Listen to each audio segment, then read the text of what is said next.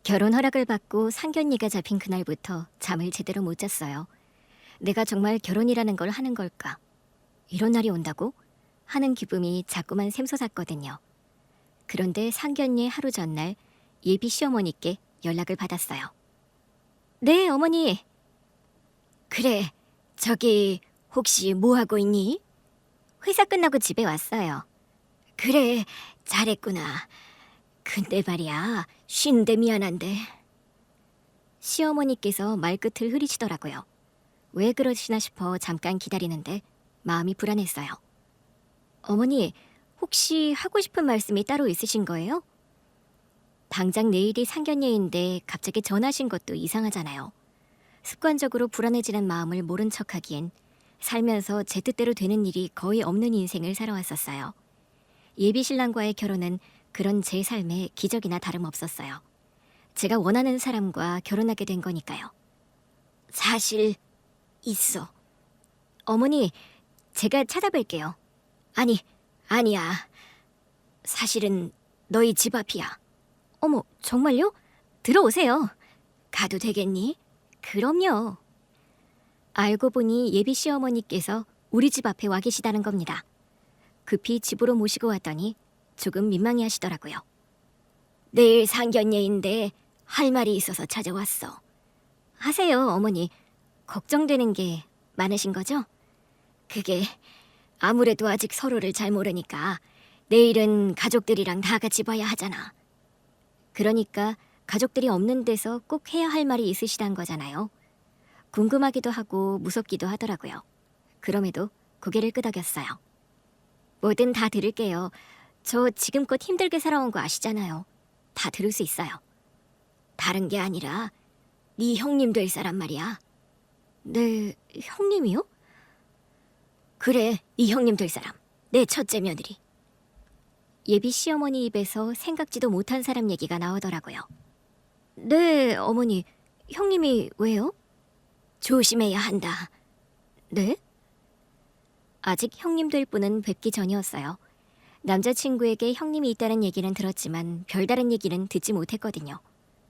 예비 시어머니께서 집으로 돌아가신 뒤 생각에 잠겼어요. 형님을 언급하는 시어머니의 표정에는 두려운 기색 같은 게 서려 있었어요. 그래서 차마 더 묻지도 못했어요. 마침 남자친구에게 전화가 오더라고요. 집에 갔어? 응. 자기 좋아하는 초밥 사갈까? 자기야. 어? 차마 어머니가 왔다 가셨다는 말은 못하고 돌려서 물었어요. 자기야, 자기 형수님 말이야. 형수님? 혹시 뭐 내가 알아둬야 할 거 없어? 내일 뵐 텐데 갑자기 긴장되네. 어쨌든 내 손이 동서시니까. 편안한 마음으로 가도 돼. 자기랑 나랑 살지 형수님이랑 살아? 그런데 순간 이상한 느낌이 들었어요. 근데 자기야, 보통은 우리 어머니랑 사는 게 아니라 나랑 사는 거야 라고 하지 않아? 어? 그게 자기가 형수님을 불안해하는 것 같아서. 형수님이 뭐 영향력이 있는 분이긴 하지만 그렇다고 자기가 불안해할 건 없어. 그러니까 영향력이 분명 있다는 거네? 형님 말이야, 혹시 돈이 많으셔? 어떻게 알았어? 정말? 돈이 많아? 자수성가하신 분인데 시집 올 때부터 회사 대표셨어. 형수님이 수입이 워낙 많다 보니까 결국 형이 일 관두고 살림하고 애들 키우더라고. 그 정도라고? 형도 처음에는 어색해하더니 형수가 버는 거에 비하면 굳이 자기가 나가서 하루에 8시간, 10시간씩 일할 필요가 없더래. 형수님도 워낙 결혼 전부터 그냥 당신이 집에 들어앉는 게 어떠냐고 하셨대. 아주버니한테 집에 들어앉으라고 했다고? 응. 결혼하면 아이도 낳아야 하고 하니까 당신이 집안 살림을 맡는 게 어떠냐고. 와, 사람은 아니네. 사실 그렇긴 해. 우리 부모님 생활비도 다 대주시거든. 뭐? 그게 정말이야? 근데 왜 나한테 말 안 했어? 자기가 알면 부담스러워할까 봐. 아니 뭐 얼마나 버는데 시부모님 생활비까지. 정말 용돈이 아니라 생활비야? 예비 형님이 시댁에 주는 생활비를 들은 저는 입을 다물지 못했어요. 남자친구와 제 월급을 합친 것보다 훨씬 많더라고요. 그제야 시어머니께서 보이신 태도가 조금은 이해가 되더라고요. 그러면 사실상 시댁의 경제권을 형님이 쥐락펴락한다는 거네? 아무래도 그렇지. 아버지 은퇴하신 뒤로는 부모님도 별다른 수입이 없으셨는데 형수님이 생활비를 대주기 시작하셨거든. 수입이 아예 없으셔? 아버지 퇴직금 받은 건 어머니가 혹시 모를 때를 대비해서 적금 들어두셨다고 들었어. 그 외에는 연금 정도지. 근데 아버지 퇴직금도 결국 형수님이 관리하셔. 뭐? 아니, 왜? 형수님이 적금으로 그냥 묻어두긴 아까운 돈 아니냐고. 아버지가 평생 일한 대가로 받은 건데 불려하지 않겠냐고 하셨대. 종잣돈으로 쓰기에는 충분한 돈이라고. 그래서 넘겨주셨대? 넘겨준다고 해서 엄마 아빠가 손해는 아니니까. 지금껏 형수님께 받은 생활비가 그보다 더 많을걸? 그 돈은 불려서 돌려줬대? 계속 투자 넣어서 불리는 중이라고 알고 있어. 그 말을 믿어? 어? 아니 뭐 행여 안 믿는다고 해도 이미 엄마 아빠가 받은 돈이 더 많으니까. 지금 사시는 집도 형수님이 보태서 큰 집으로 옮겨주신 거야. 지금 사는 집까지? 이건 뭐 거의 시댁은 형님의 텃밭이라고 해도 무방하겠더라고요. 시집살이가 아니라 형님살이를 하는 게 아닌가 싶을 정도로 시댁은 제 예비 형님의 영향을 지나치게 많이 받고 있었어요. 자기 좋아하는 초밥으로 골라갈게. 지금 초밥이 문제냐고 한마디 쏘아붙이려다가 꾹 참았어요. 하필 이 사실을 상견례 하루 전에 알게 되다니 꼭 마른 하늘에 날벼락이라도 떨어진 것처럼 멍했어요. 저는 바로 방으로 뛰어들어갔어요. 상견례 때 입으려고 산 옷을 다시 보는데 할인한 옷을 사서 그런지 너무 후줄근해 보이더라고요. 지금 백화점 문 닫았나? 이거 환불하고 비싼 걸 사야 하나? 처음으로 백화점에서 옷을 샀어요. 물론 할인 매장에서 사긴 했지만 그때까지 제가 산 것 중에선 가장 비싼 옷이었어요. 그러나 아무리 봐도 갑보라는 형님 앞에 서기엔 초라하기 짝이 없는 옷이더라고요. 남자친구가 도착한 뒤에도 저는 옷 산매경에 빠져 있었어요. 이건 어때? 예쁘네. 다 예쁘다고 하지 말고 제대로 좀 봐봐. 아니 지난번에 옷 샀잖아. 옷을 잘못 산 것 같아 백화점 가긴 늦은 것 같고. 백화점에서 옷도 잘 안 사는 사람이 내가 한 벌 사준다고 했는데도 돈 아끼라고 싫다고 했잖아. 내 주머니나 자기 주머니나. 제가 입을 내밀고 있자 남자친구가 초밥을 하나 입에 넣어주며 물었어요. 왜 그래? 갑자기 긴장돼서 그래? 옷이 다 마음에 안 들어. 신발도 좀 비싼 거 한 켤레 정도는 갖고 있을걸. 뭐든 다 예뻐. 형수님은 어떤데? 형수님? 아까부터 왜 자꾸 형수님에 대해 궁금해해? 남자친구는 너무 태연하더라고요. 자기는 늘 있던 사람이라 아무렇지 않나 본데 나한테는 좀 충격적인 존재란 말이야. 시월드는 들어봤어도 이건 거의 뭐 형님 월드인 거잖아. 뭘 더 그렇게까지. 형수님이 우리 부모님을 많이 챙기시는 건 맞지만 덕분에 우리는 편하지. 우리 둘이 모아도 빠듯한데 형수님이 우리 부모님은 알아서 다 돌보시니까. 나는 같은 입장에서 좀 그렇단 말이야. 좀 그렇다니? 내가 너무 부족한 것 같아서. 형님은 그렇게까지 하신다는데 나는 할 수 있는 게 별로 없으니까. 형이랑 형수님은 어쨌든 장남이고 맏며느리니까. 너무 비교될 것 같아. 왜 그래? 그렇지 않아. 가뜩이나 부족한 게 많은데 형님하고 그렇게 비교될지 몰랐어. 누가 비교를 해? 차마 남자친구에게 말하지 못했지만 아무래도 그날 시어머니께서 저를 찾아오신 이유를 알겠더라고요. 결국 형님은 우리 집안의 기둥이니 심기 거스르지 말아라 같더라고요. 형님을 만날 생각만 하면 자꾸 한숨이 나왔어요. 다음 날도 회사에서 내내 한숨을 내쉬고 있으니까 친한 동료가 묻더라고요. 왜 그래? 오늘 상견례라며. 무슨 문제 있어? 그게... 형님 이야기를 들려주니 이미 결혼한 동료가 화들짝 놀라며 그랬어요. 형님이 그 집안에 미치는 영향이 장난 아니겠는데? 피곤하겠다. 그렇지? 아무래도 불길해. 아니, 오죽했으면 예비 시어머니가 하루 전에 직접 찾아와서까지 당부했겠어? 뭐라고 했다고? 조심하라고? 머리라도 조아리라는 거야, 뭐야. 그건 아니지. 왜 머리를 조아려? 아무래도 시댁 실세 같아. 그건 분명해 보인다. 어떻게 시어머니만으로도 버거운데 시누이도 아니고 형님이 시댁 실세라니. 오늘 나 입은 거 어때? 별로지? 아니, 예쁜데? 다 마음에 안 들어. 마음이 안 좋아서 그래. 근데 뭐 형님이 그 정도로 가쁘면 입는 걸로 승부가 되겠어? 동료의 말은 사실이 됐어요. 상견례장에서 만난 형님은 그야말로 머리부터 발끝까지 명품으로 도배를 하고 있었어요. 안녕하세요. 어머, 나 진짜 궁금했잖아. 반가워요. 그러면서 손을 내미시는데 휘황찬란한 네일아트는 기본, 손에 낀 반지만 5개가 넘더라고요. 아, 네. 우리 예비동서 숫기가 좀 없구나. 그러면서 바로 말을 놓는데 뭐라고 할 수도 없었어요.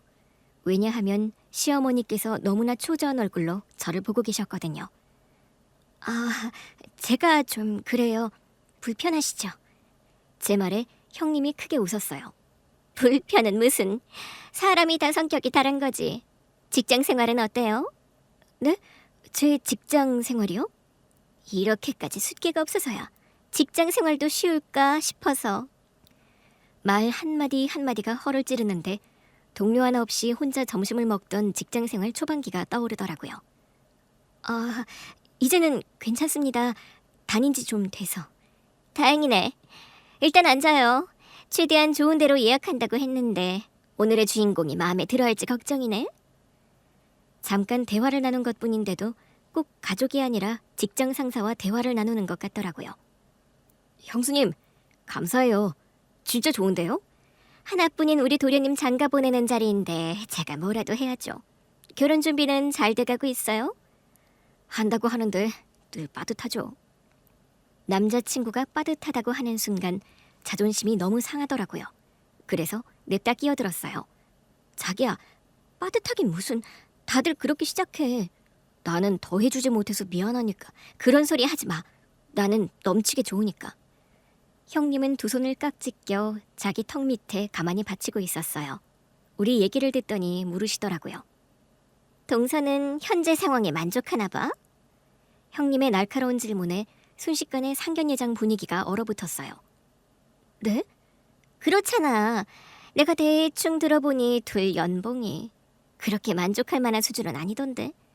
만족을 되게 잘 느끼는 편인가? 그러면서 가뜩이나 화려한 손을 화려하게 휘두르는데 내가 뭘 잘못 말한 건가 싶어 마음이 위축됐어요. 그러나 티내지 않으려 더 당당하게 말했죠.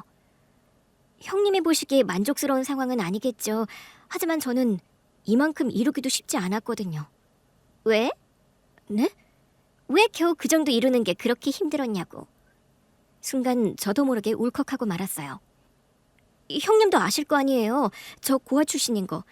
남들한테는 평범한 수준, 아니 그보다 조금 못한 수준도 저한테는 인생을 바쳐서 해야 하는 일이었어요. 형님은 이해하지 못하시겠지만.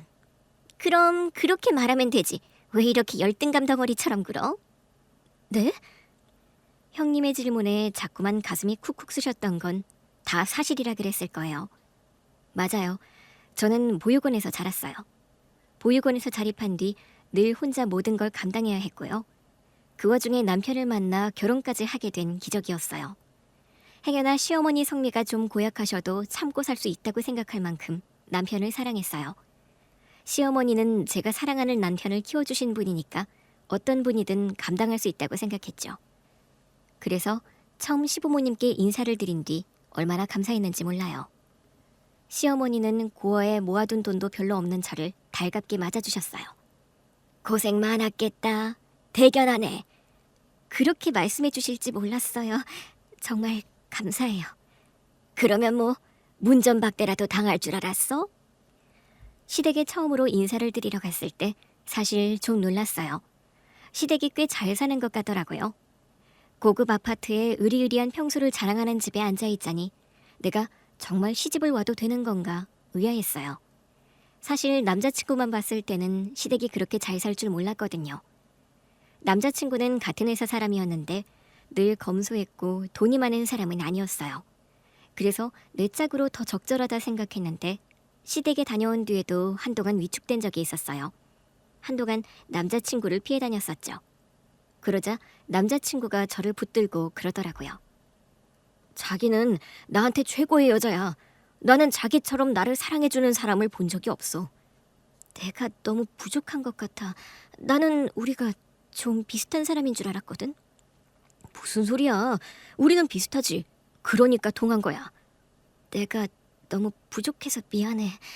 자기는 장모님 사랑도 못 받는 거잖아. 내가 고아라서. 나는 자기 사랑이면 충분해. 그 한 번의 위기를 넘기고 겨우 마음을 추슬러 상견례까지 진행된 건데 형님이라는 사람이 제 자존감을 이렇게까지 갉아먹는 사람인 줄은 꿈에도 생각 못한 거죠. 저는 덜덜 떨리는 몸을 겨우 진정하며 형님께 말했어요. 맞아요. 제가 열등감이 좀 있어요. 부모도 없이 자라는데 좀 있을 수도 있잖아요. 저도 모르게 솔직한 속내를 말했는데 시어머니께서 바로 형님께 그러시더라고요. 그래, 첫날이라 긴장했을 텐데 그만하고 식사부터 할까? 그러나 형님이 한 손을 위로 번쩍 들더니 그러는 겁니다. 어머니, 잠깐만요. 저 동서랑 아직 얘기 안 끝났어요. 시어머니도 형님의 제지에 바로 입을 다무셨어요. 그 한 장면이 이 집안에서 형님의 영향력이 어느 정도인지를 단박에 보여주더라고요. 마저 말해봐, 동서. 말은 편하게 해도 되지? 그 순간 어디서 그런 오기가 생긴 건지 모르겠어요. 아니요. 뭐? 안 된다고요. 제가 아직 결혼한 것도 아니고 행여 결혼했다고 해도 제가 싫습니다. 순간 상견례장 분위기는 또 한 번 얼어붙고 말았어요. 그래요? 동서? 그러면 내가 이렇게 부르면 되나요? 네, 그렇게 부르세요. 솔직히 그렇잖아요. 제 기분은 있는 대로 다 나쁘게 해놓으시고 대뜸 반말부터 하면 저도 기분 나쁘지 않겠어요? 형님이 팔짱을 끼고 의자에 등을 기대더니 어쭈 하는 표정으로 저를 보더라고요. 숫기가 있네? 그게 아니라 원래는 없는데 자꾸 밟으니까 지렁이도 꿈틀하는 거잖아요. 왜 자신을 지렁이라고 생각해? 네? 지렁이라는 게 말이야. 누구나 길 가다가 밟을 수 있는 존재라는 거잖아. 늘 그렇게 살았으니까요. 왜? 형님은 모르시겠지만 부모가 없다는 건 그런 거예요. 기댈 데도 없고 나 혼자 살아남아야 하니까 때로는 그냥 비굴한 쪽을 택하기도 해요. 내가 그러지 말라고 했을 텐데. 네? 가만 듣고 보니 형님이 저한테 계속 반말을 하고 있더라고요. 근데 왜 자꾸 반말이세요? 억울하면 너도 하세요. 형님, 내가 좀 전에 물었잖아. 내가 그러지 말라고 하지 않았냐고. 형님이 언제 저한테 우리 오늘 처음 봤잖아요. 정말 그래?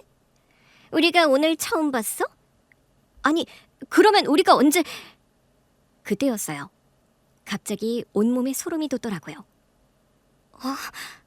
이제 좀 알겠어? 너... 제가 형님더러 너라고 하자 시어머니께서 시급하며 저를 말리셨어요. 아가, 아무리 화가 나도 형님한테 너는 좀... 내가 너한테 신신당부했잖아. 어머니, 그게 아니라요. 너 정말 왜 그러니? 내가 너한테 부탁했잖아. 조심조심 하라고. 어머니, 그게요. 아무래도 안 될 것 같아요. 뭐? 저는 형님에게 천천히 다가갔어요. 형님도 자리에서 일어서더라고요. 가까이서 마주보는데 순식간에 모든 기억이 돌아오기 시작했어요.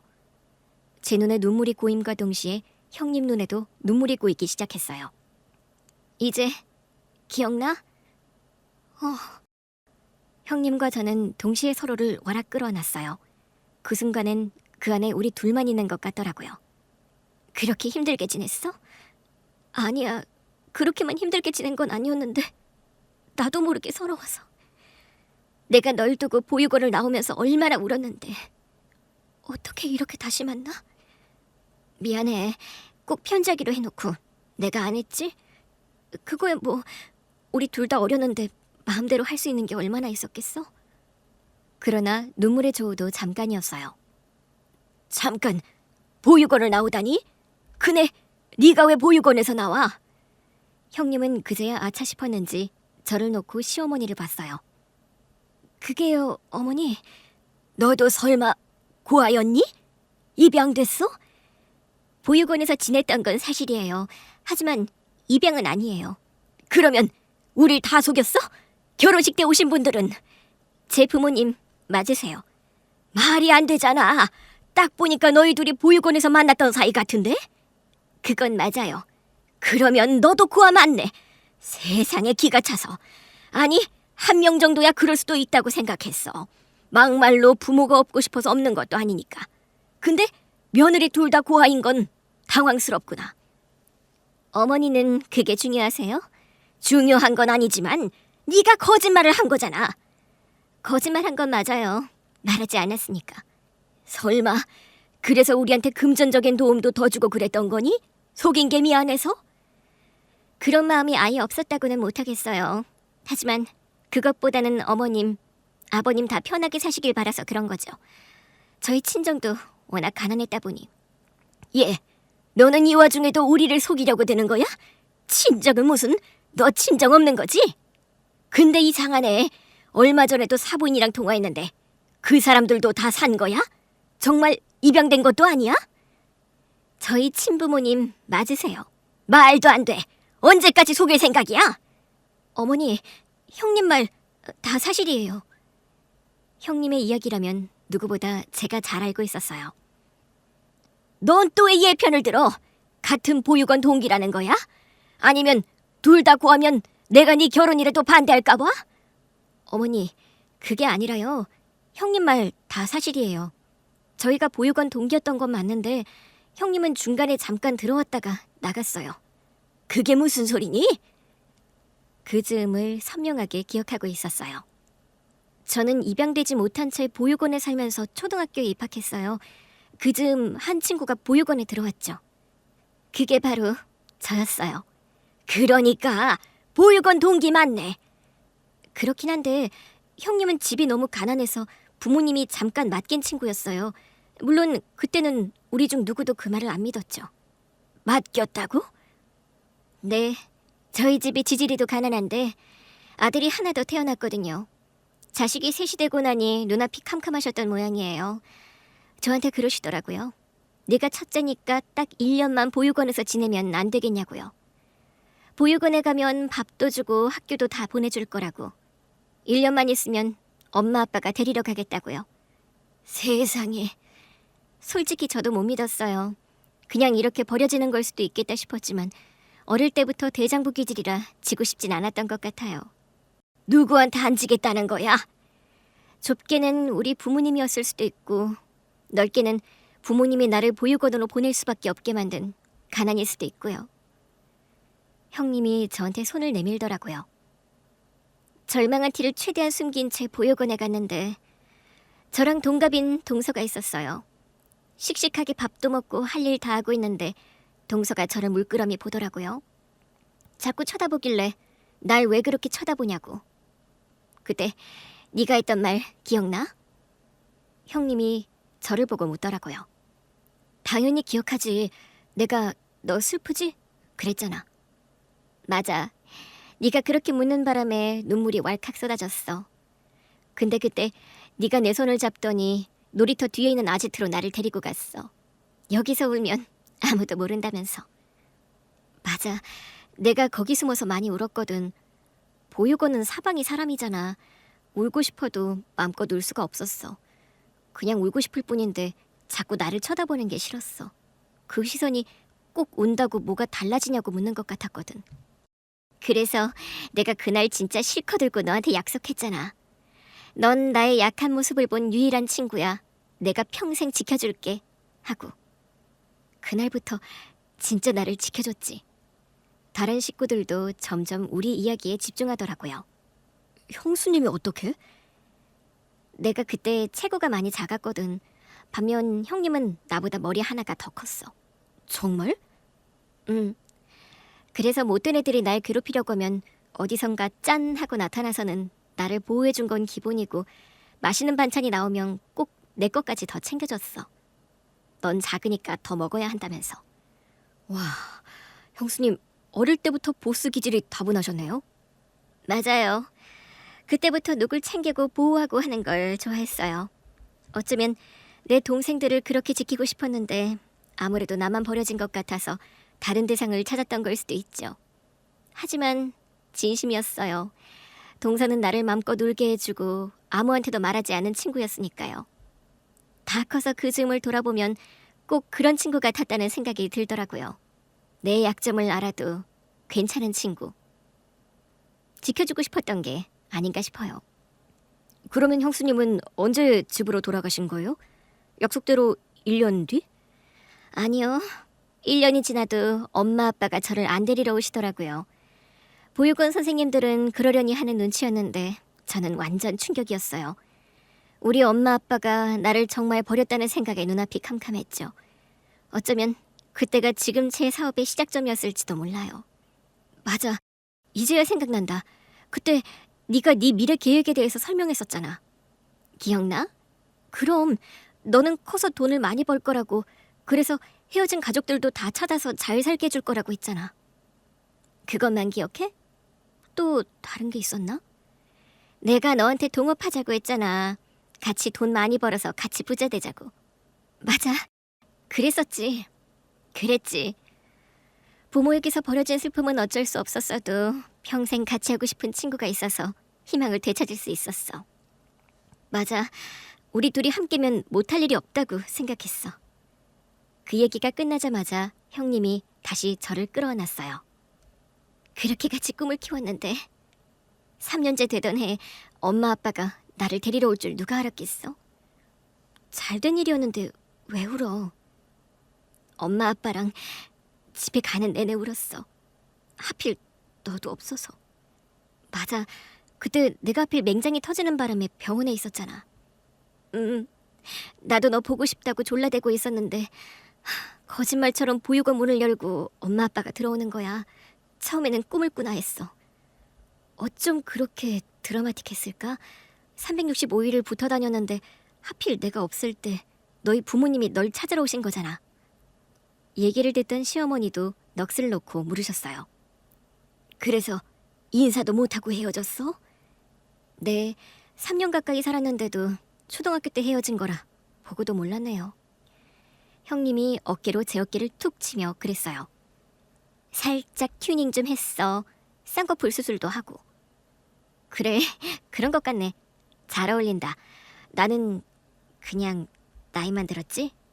똑같아. 그래서 단박에 알아봤어. 한 번에?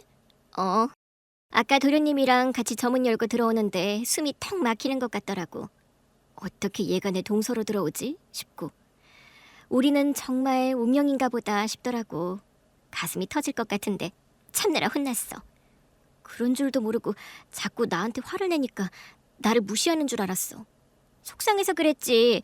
어릴 때부터 체구도 작아서는 자주 위축되던 애였는데 내가 못 지켜줘서 여전히 그런가 싶고 미안해서 그랬어. 어릴 때 한 약속을 지금껏 기억하는 거야? 솔직히 나는 잊고 지냈어. 그랬겠지. 혼자 살아내려고 얼마나 팍팍한 삶을 견뎠겠어? 그래도 나는 부모님한테 돌아가기라도 했지. 돌아가서는 어떻게 살았어? 그대로였지 뭐. 집안 형편도 크게 달라진 건 없었는데 그래도 나를 계속 보육원에 둘 순 없어서 찾으러 오셨더라고. 감사하네. 응. 덕분에 나도 목표가 확실히 생겼어. 나도 이 집안을 살려야겠다 싶더라고. 그때 우리가 같이 얘기했던 대로? 응. 가족이 눈앞에서 배를 골고 있는데 어떡해. 고등학교도 졸업 못하고 사회에 뛰어들었지. 고등학교도 졸업 못했어? 그럴 여력도 없었어. 부모님은 그러지 말라시는데 나는 내 동생들이 못 먹어서 입 옆에 버짐 피는 게 제일 속상하더라고. 그래서 냅다 생계전선에 뛰어들었지. 고등학교 졸업장도 없어? 나중에 검정고시 봤어. 고생 많이 했구나. 미안해. 그런 줄도 모르고 겉모습으로만 판단했어. 하도 온몸에 명품을 휘감고 있으니까 그냥 내가 위축돼서. 나는 쥐뿔없는 둘째 며느리인데 큰형님은 너무 잘난 것 같아서 겁나더라고.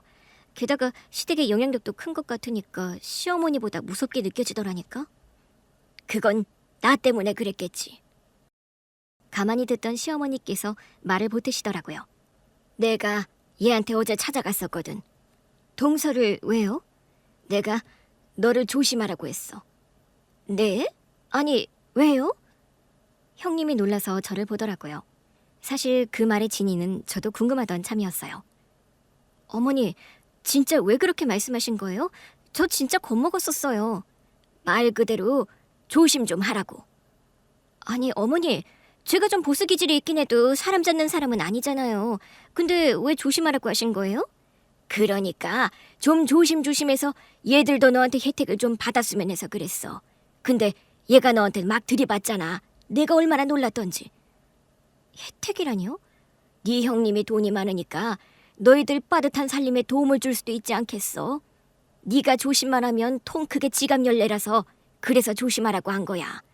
얘가 통 크고 정이 많아도 신기 건드리는 사람한테는 참 얄짤없거든. 어머니도 참 그 친척분 얘기하시는 거예요? 친척분? 저는 모르는 이야기가 있었더라고요. 남편 작은어머니가 우리 집에 오신 적이 있었어. 작은아버지 돌아가시고 재혼하신 분인데 갑자기 와서는 작은아버지 병수 벌하다가 돈 다 날렸다고 그 돈을 우리 아버님께 달라고 온 거야. 근데 또 우리 아버님은 마음이 약하셔서 그 돈을 주라고 하신 거지. 나한테 연락하셔서는 퇴직금 투자로 넣은 걸 빼달라고 하시더라고. 그래서 작은어머니라는 분이 찾아왔었다는 걸 알게 됐어. 그래서? 내가 만나보겠다고 했지. 왜냐하면 투자금이 꽤 불어난 상태였거든.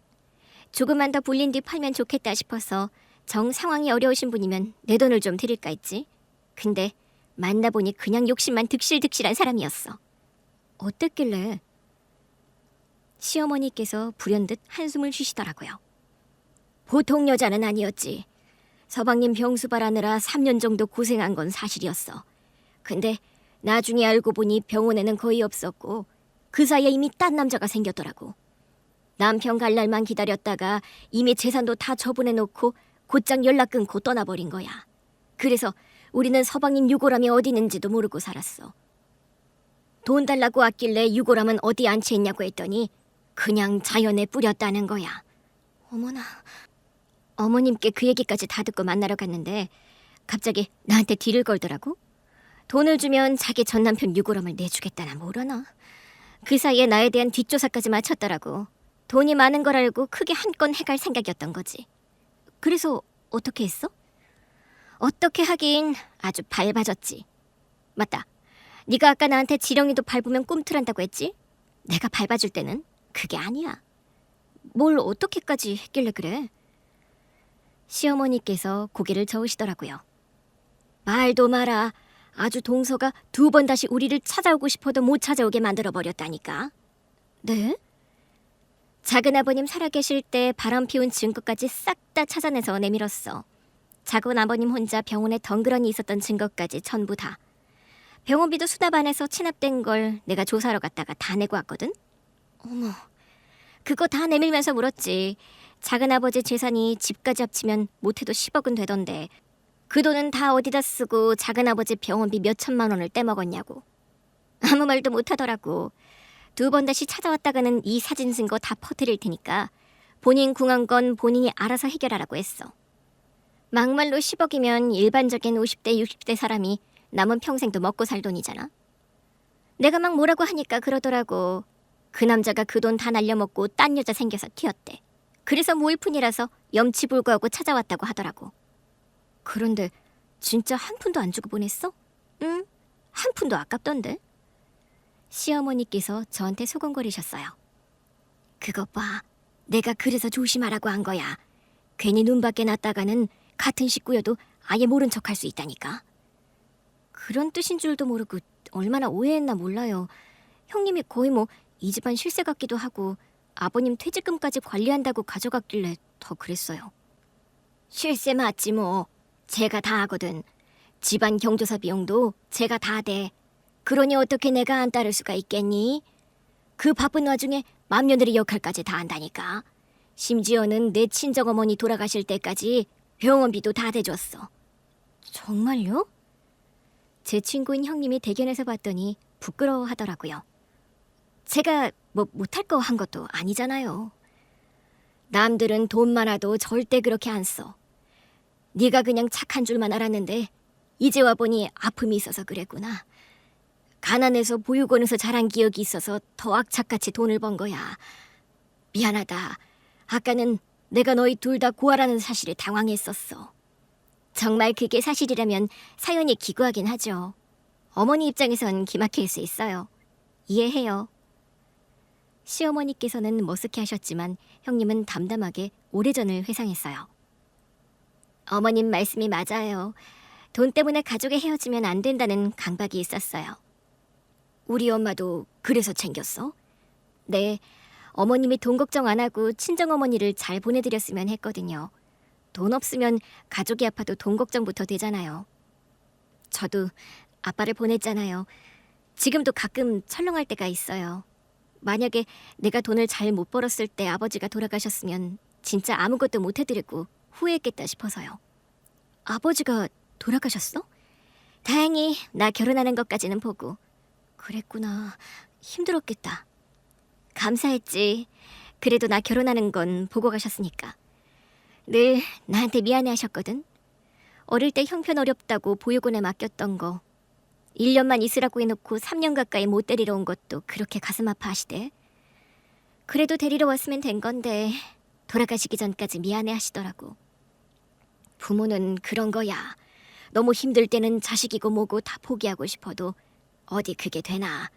그러니까 둘째 너도 너무 원망만 하지 마라. 널 두고 간 부모 마음도 평생 편하진 않을 거야.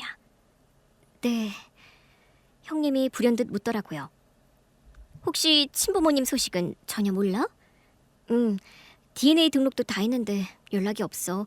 일찍 돌아가셨을지도 모르지. 형님이 안쓰럽다는 듯 제 손을 한 번 더 힘주어 잡았어요. 그러더니 모두를 향해 그러더라고요. 원래도 다 하려고 했던 건데 저의 가장 소중한 친구가 동서가 된다고 하니 더 기쁘게 할 수 있겠어요. 저는 무슨 소린가 싶어 봤어요. 형님이 저를 보며 말하더라고요. 우리 도련님, 아니 우리 서방님 부부한테 주려고 아파트 하나 받았어요.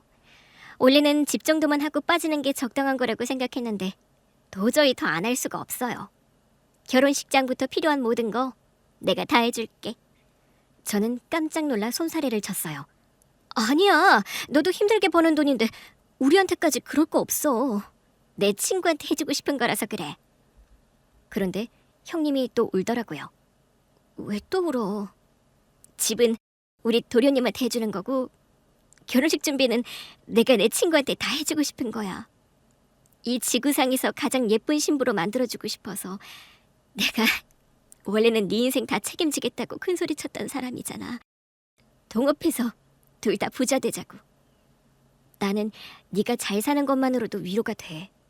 그러니까 내 마음도 알아줘. 나만 잘 사는 걸로 나는 위로가 안 되니까. 그래도 혹시 내가 다 해주는 게 불편해? 그런 게 아니라 나도 네가 그냥 친구기만 하면 받을 수도 있지. 근데 또 우리 남편이 형수여서 집까지 해준다고 하니까. 나 상상 이상으로 잘 살아. 그러니까 그냥 냅다 받아. 내가 아파트 인테리어까지 네가 원하는 걸로 다 해줄 테니까. 형님은 바로 다음 날부터 자기 목표를 실천하기 시작했어요. 동서, 나와봐. 형님, 나 일하고 있어. 아무래도 친구다 보니 형님, 동서 하면서도 자연스럽게 반말을 하게 되더라고요. 맞다, 너 직장이지? 언제 끝나? 형님은 일 안 해? 나도 해. 근데 나는 보스잖아. 시간 날 때는 움직일 수 있지. 내가 맞춰서 움직일게. 그러더니 제가 끝나는 시간에 맞춰 회사 앞에 비싼 외제차를 몰고 와 있더라고요. 와, 나 이 차 처음 봐. 나 이거 말고도 차 많아. 너 한 대 줄까? 나 운전면허도 없는데? 얼른 따. 내가 차 하나 줄게. 그러다 아주 다 퍼주겠어. 다 퍼줘도 아깝지가 않지. 일단 집부터 보자. 집을 봐야 네가 하고 싶은 대로 인테리어도 하지. 함께 집을 보는데 집이 커도 너무 크더라고요. 형님, 우리 신혼인데 집이 너무 커. 나 번거롭게 하지 말고 한 번에 큰 집으로 하자. 애들 태어나고 하면 어차피 집 늘려야 해. 인테리어까지 네가 원하는 걸로 해서 오래 살아. 집 옮기는 것도 일이야. 그래도 너무 큰데? 나 이런 집 처음 살아봐. 내가 누리는 건 너도 다 누려야 해. 그게 내 약속이잖아. 너는 네가 노력해서 얻은 것들이잖아. 너는 노력할 기회조차 없었을 거 아니야. 넌 내 동서이기 전에 내 친구야. 만약에 시댁 식구들의 행여라도 너 괴롭히잖아? 나는 무조건 네 편이야. 하여튼 보스 기질은 알아줘야 돼. 그러니까 어머니가 겁먹으셔서 나한테 널 조심하라고까지 하신 거 아니야. 어머니께서 어떻게 아시겠어? 우리 둘 사이에 있는 찐한 우정을. 정말 신기하긴 하다. 시간이 꽤 지났는데도 꼭 그 시절에 만났던 것처럼 편해. 내가 너무 다 받는 것만 같아서 미안하긴 하지만. 미안해할 거면 차라리 고마워해. 나 이랬던 내 친구한테 잘 보이려고 이러는 거야. 편지 쓴다고 해놓고 못 썼잖아. 내가 썼어야 계속 연락하며 지냈을 텐데. 그랬으면 진짜 같이 일도 하고 부자로 살았을 수도 있잖아. 사업 처음 시작했을 때 진짜 외로웠거든. 내가 같이 있었다면 참 좋았을 텐데 힘들 때 같이 있어주는 건 자신 있거든. 그럼, 그러니 우리 도련님이 복받았지. 너 같은 여자를 어디 가서 만나겠어? 아무리 그래도 너 너무 편파적인 거 아니야? 우리 둘이 있을 땐 좀 편파적으로 굴게. 그래도 시부모님 앞에서는 공평한 척해야 하니까. 우리는 그 시절의 어린애들처럼 웃었고 저는 형님 덕분에 근사한 집에 원하는 인테리어까지 할 수 있었어요. 웨딩드레스를 고를 때에도 형님이 함께 갔어요. 형님 덕분에 친정 식구가 없는 서러움을 단 한 번도 겪지 않았던 것 같아요. 물론 형님으로 인해 예비신랑은 제 웨딩드레스 끝자락도 볼 수 없었죠. 자기야, 드레스 다 골랐어? 응. 형수님은 나는 왜 못 오게 한 건데? 결혼식장에서 보면 더 재밌을 거래. 그리고 어차피 남자들 데리고 와도 별 도움이 안 된다는데. 그냥 예쁘다 그러기만 하고 선택에 전혀 도움이 안 된다고. 아니 그래도 내 신부인데 어떻게 해도 당신 신부야. 꼭 신부를 빼앗긴 것 같단 말이야. 자기야, 나 형님이랑 저녁 먹으러 왔어. 이따 다시 걸게. 자기야, 자기도 나보다 형수님이 먼저야? 그럴 리가. 근데 좀 즐겨. 좀 있으면 맨날 같이 보고 살 텐데. 난 이제라도 남은 독신 생활을 절친과 즐기기로 했어. 심지어 내 절친은 부자라서 내가 하고 싶은 것도 다 해주거든. 진짜. 그러면 내가 뭐가 돼? 뭐가 되긴? 내 신랑이 되겠지. 이거 좋은 거 맞아? 난 완전 좋은데? 이따 전화할게. 전화를 끊자 형님이 막 웃더라고요. 우리 도련님 아주 안달이 났네. 말도 못해. 연애 안정기에 접어든 후로는 이렇게까지 자주 연락하지 않았는데 요즘 들어서는 질투심에 불타서 수시로 전화한다니까? 회사도 갔잖아. 그러니까 회사에서도 자꾸만 들러붙어. 잘 됐어. 결혼 전에는 이런 자유도 좀 있어야지. 막상 같이 살아봐라. 서로가 집안에 가구 같고 그렇다? 정말 그래? 그냥 당연히 거기 있어야 하는 사람이 되는 거지. 난 좋은데? 늘 있어야 하는 사람이 없던 인생이라 그런가? 좋은 거 맞아. 너는 아마 결혼하고 나면 마음이 더 안정될 거야. 널 만나고 나서도 많이 안정됐어. 너랑 다시 만나고 나니까 독신 생활도 좋은데? 큰일 났네. 독신 좋은 걸 이제야 알았으니 이제와 물을 수도 없고.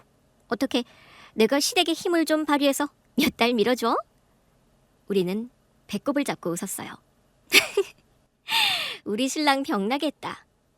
이제 너는 혼자가 아니니까 대놓고 튕겨.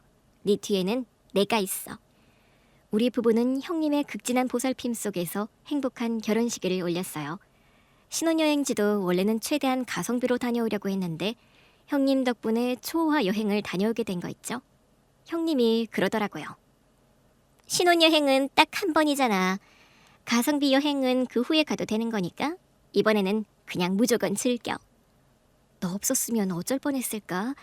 나 솔직히 행복해. 돈 걱정 없이 결혼도 하고 신혼여행도 가고. 심지어는 신혼여행에서 돌아오면 으리으리한 집까지 있잖아.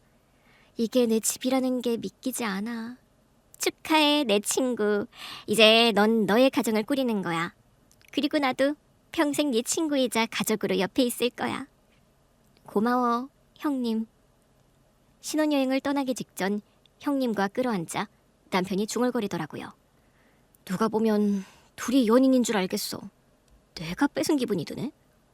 시어머니도 거드시더라고요. 네가 끼어든 게 맞는 것 같다. 잘해. 진짜 뺏기기 싫으면. 그리고 1년이 지났어요. 저는 점점 배가 불러오고 있어요. 몇 달 전에 임신했는데 하필 형님 회사로 이직 후 임신하는 바람에 일도 제대로 못하고 집에 있죠. 재택근무라도 하겠다고 했는데 형님이 급고 말리더라고요. 넌 어릴 때부터 몸이 약했잖아. 그냥 쉬어. 무조건 육아휴직 처리해줄 테니까. 우리 회사는 육아휴직해도 월급 절반 나간다. 임신 축하금을 연봉만큼 줬으면 월급도 주게? 그건 그거고 공과 사는 구분해야지. 네가 그런 말하면 세상 사람들이 다 웃겠다. 아무튼 잔말 말고 쉬어. 지금은 내가 네 친정엄마야. 조리원도 다 알아놨어. 그냥 잘 쉬고 잘 먹고 잘 낳을 생각만 해. 애 낳는 게 얼마나 힘든 줄 알아? 낳고 나서는 더 큰일이야. 그러니까 지금은 무조건 쉬어. 너는 애 갖고도 하루도 안 쉬고 일했다며. 덕분에 너는 편하게 쉬면서 임신할 수 있으니 얼마나 좋니? 나 완전 뿌듯해. 조심해야 하는 위험 인물인 줄 알았던 형님은 세상에서 가장 착한 제 옛 친구였어요. 형님이 저에게 해주는 것을 보고 있으면 어쩜 그렇게까지 베풀 수 있을까 신기할 정도예요. 형님 덕분에 각박했던 제 삶에 여유가 많이 생겼어요. 그게 1년 사이에 일어난 변화라는 게 믿기지 않을 정도로요. 출산하고 나서는 복직해서 열심히 일도 하려고요. 언젠가는 저도 형님처럼 마음껏 베풀며 살고 싶으니까요.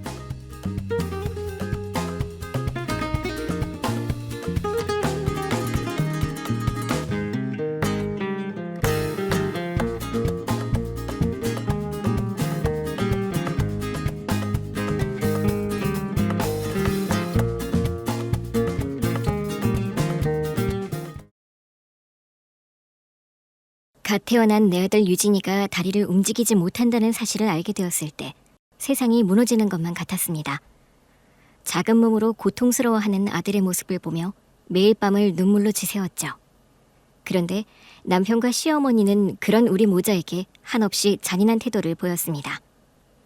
어미가 하자가 있으니까 그 자식도 하자투성이로 태어난 거 아니야. 무슨 말씀을 그렇게 하세요, 어머니? 애를 저 혼자 낳았나요? 왜 모든 걸 제 탓으로 돌리세요? 그게 당신 탓이 아니면 누구 탓이야? 아무리 좋은 씨를 뿌려도 밭이 나쁘면 씨가 말라 죽는 법이야. 아들의 장애를 빌미로 시어머니와 남편은 우리를 매몰차게 내쫓았습니다. 마치 쓸모없는 물건을 버리듯이 말이에요. 내 빈자리에는 남편의 상간녀가 들어와 앉았습니다. 모든 것을 잃고 버려진 나는 시골로 내려가 친정 부모님이 운영하시는 조그만 약국에서 일을 하며 아들을 돌봤습니다. 나에게 남은 것은 오직 어린아들 유진이와 그 아이를 지켜야 한다는 강한 모성뿐이었죠. 유진아, 엄마가 널 잘못 낳아줘서 정말 미안해. 내가 널 제대로 낳아주지 못해서 우리 아들이 이런 고통을 겪는구나. 하지만 엄마는 절대로 널 포기하지 않을 거야. 엄마는 유진이 네가 두 발로 설 수 있는 그날까지 할 수 있는 모든 노력을 다할 거야. 그러니 엄마와 함께 힘내자.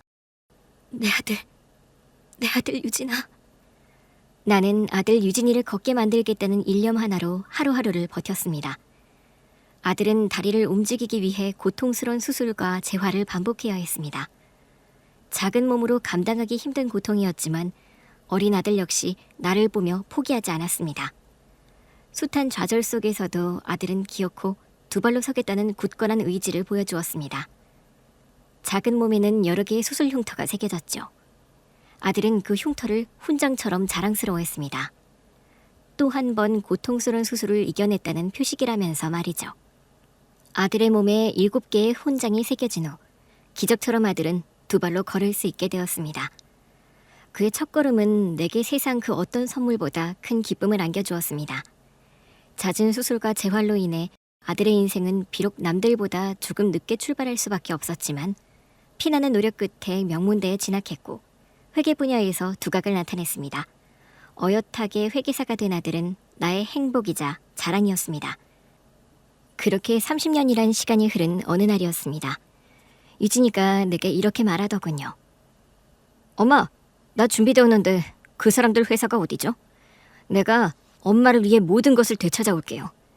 엄마가 당했던 모든 모욕과 고통을 내가 그대로 갚아줄게요.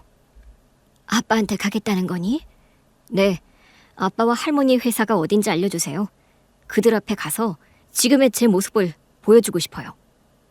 전 남편 박정택은 제약회사 휴먼라이프 테크의 대표였고 시어머니 이향숙은 그곳의 회장이었습니다. 휴먼라이프 테크는 시어머니의 아버지께서 창립한 회사였죠. 나는 아들에게 그 회사의 이름을 알려주었습니다. 아들은 곧 인터넷으로 검색을 해서 본사 주소를 찾아냈습니다. 엄마도 같이 가요. 같이 가자고? 네, 저랑 같이 가서 그 사람들한테 우리가 얼마나 잘 살고 있는지 보여줘요. 나는 아들이 단순히 자신을 버린 아빠와 할머니의 얼굴을 보고 싶어 하는 줄 알았습니다. 지금 자신이 얼마나 잘 살고 있는지 그들에게 당당하게 보여주고 싶어 한다고만 생각했죠. 하지만 그곳에 도착하자마자 내 생각은 짧았다는 걸 알았습니다.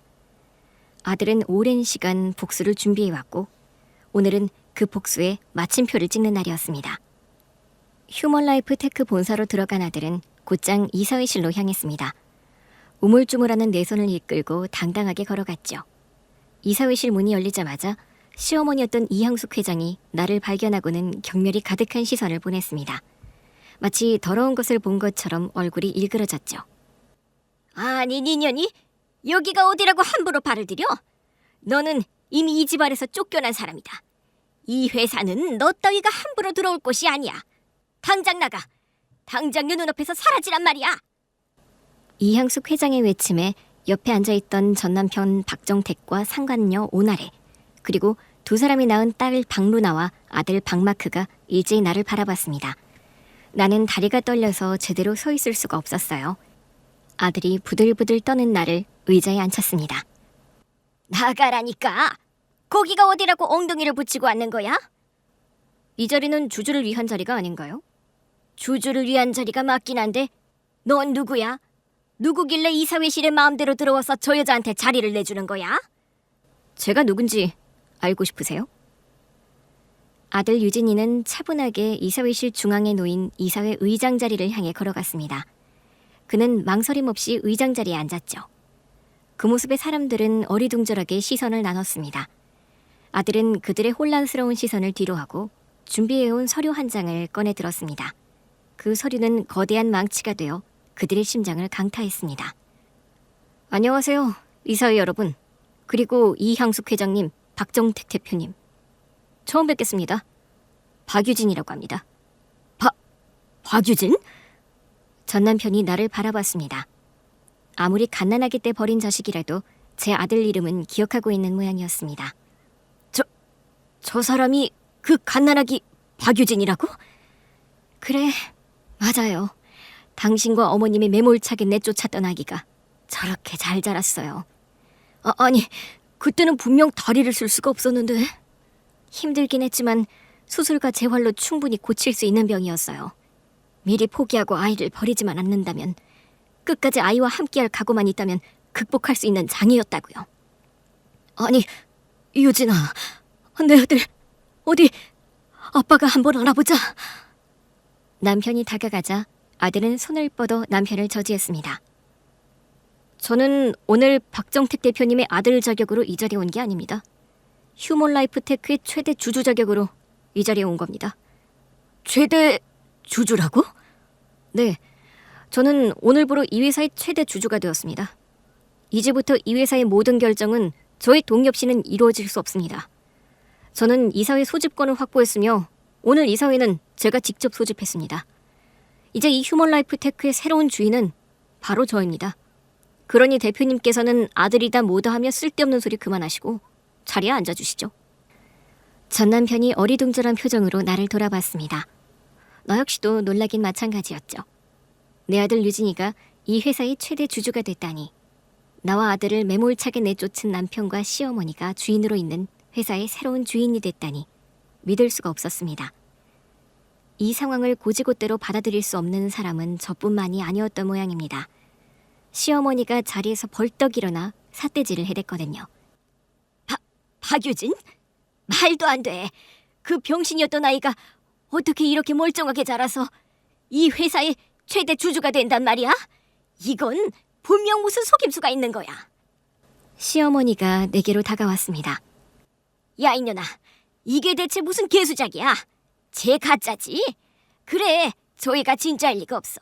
저 정년은 가짜가 분명해. 니년이 저 가짜를 아들로 둔갑시켜서 우리한테 돈푼 꽤나 뜯어가려고 여기에 나타난 모양인데 어림도 없지. 저 청년은 내 손주가 아니야. 그러니 여기서 당장 데리고 나가. 이향숙 회장님께 손주라고 인정받고 싶어서 온 게 아니니 진정하고 자리에 앉으십시오. 그리고 제 어머니 김정임 여사께서는 이 회사의 지분을 11% 보유하고 계신 3대 주주이므로 오늘 이 자리에는 반드시 참석하셔야 합니다. 뭐? 전현이 우리 회사 지분 11%를 가지고 있다고? 네. 자세한 사항을 알고 싶으시면 제 옆에 배석한 제 담당 변호사에게 자료를 요청하십시오. 지분 보유 현황을 비롯해 제가 박정택 대표와 김정임 여사 사이에서 낳은 아들이 맞는지까지 모두 변호사가 확인해 드릴 겁니다. 남편과 시어머니는 충격으로 말을 잇지 못했습니다. 그들 옆에 앉은 상간녀와 남매들도 아연실색한 모습이었죠. 그들은 아들이 어떻게 이토록 막대한 지분을 확보했는지, 이 모든 것이 어떻게 가능한 일인지 따져묻기 시작했습니다. 유진이는 그 어떤 질문에도 동요하지 않고 차분하고 냉철하게 대답했죠. 이양숙 회장님, 그리고 박정택 대표님, 두 분께서는 저 박유진과 제 어머니 김정임 여사가 어떻게 이토록 막대한 지분을 확보할 수 있었는지 궁금하신 것 같네요. 그 질문에 대한 답은 바로 옆에 계신 박루나 씨와 박마크 씨에게 물어보시면 바로 나올 텐데요. 안 그렇습니까, 두 분? 남매는 자신들의 이름이 호명되자 잔뜩 당황하며 얼굴이 하얗게 질렸습니다. 뭐라고? 루나, 마크, 너희들 대체 무슨 일을 저지른 거니? 남매는 무서워서 벌벌 떨며 아무런 대답도 하지 못했습니다. 아들이 두 사람을 대신해 이양숙 회장에게 대답을 했죠. 박루나 박마크 씨 두 분은 자신들이 보유하고 있던 주식 전체, 즉 11%의 주식을 제 어머니 김정임 여사에게 매도하였습니다. 뭐라고? 루나, 마크, 사실이야? 남매는 대답 대신 고개를 끄덕였습니다. 그 모습을 본 시어머니와 남편은 불같이 화를 냈죠. 너희들한테 증여한 그 주식이 어떤 주식인데 한마디 상의도 없이 함부로 처분했단 말이냐? 그 모든 것이 너희들 미래를 위한, 우리 가문을 위한 소중한 재산인데 어떻게 감히 그걸 팔아넘겨, 이 배은망덕한 것들아! 루나, 마크, 너희들 정말 이 아버지 얼굴에 똥칠을 하는구나. 도대체 무슨 생각으로 그랬어? 너희가 판 주식이 저 여자한테 넘어갔다니, 너희 대체 저 여자가 누군지 알기나 하는 거야? 두 사람이 워낙에 호되게 야단을 치자 첫째 딸 박루나가 발끈하며 일어났습니다. 내가 저 여자가 누군지 어떻게 알아? 우리 집안에서 버림받은 아빠의 전처란 거 나도 여기 와서 알았어. 아빠랑 할머니는 왜 우리 엄마가 두 번째 부인이란 걸 얘기 안 해준 거야? 얘기를 해줬으면 내가 미리 알았을 거잖아. 이게 어디서 큰 소리야? 아빠는 맨날 큰 소리 치면서 나는 좀 큰 소리 좀 내면 안 돼? 너 임마, 증여받은 주식이나 팔아치우는 망나니 주제에 어디서 꼬박꼬박 말대꾸야? 줬으면 그냥 준 걸로 끝내. 증여 있으면 이제 내 건데 그걸 팔아치우던 먹어치우던 아빠가 무슨 상관이야? 무슨 상관이냐니. 우리 집안에서 회사 경영권을 계속 장악하려면 너희들이 지분을 계속 가지고 있어야 하는 거야. 경영권이고 뭐고 나는 하나도 모르겠고, 나는 그냥 돈이 좀 필요해서 급하게 유동자산을 확보하려고 주식을 팔았을 뿐이야. 박유진 대표가 내 배다른 오빠라는 건 꿈에도 생각 못했다고. 나는 저 사람이 회계사 사무실 대표라고 하니까 그냥 그런 줄로만 알았지. 우리 회사 경영권을 장악하려고 나한테 일부러 접근한 거라고는 생각도 못했단 말이야. 그러니까 화를 내려거든 저 인간한테 내. 저 인간도 아빠 아들이라면서 왜 나한테만 자꾸 화를 내고 지랄이야?